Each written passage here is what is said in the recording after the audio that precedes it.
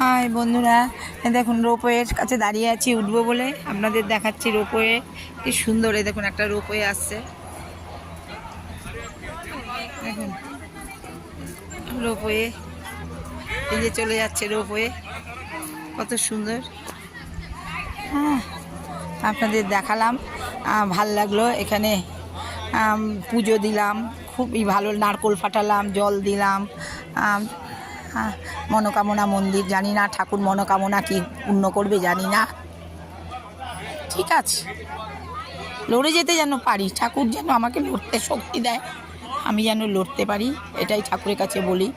ঠাকুর আমি যেন লড়তে পারি, আমি কিচ্ছু চাই না, কারোর দাঁড় চাই না, কারোর কিছু চাই না, আমি যেন লড়তে পারি, আমি যেন ঠিক জেলে চলে যেতে পারি।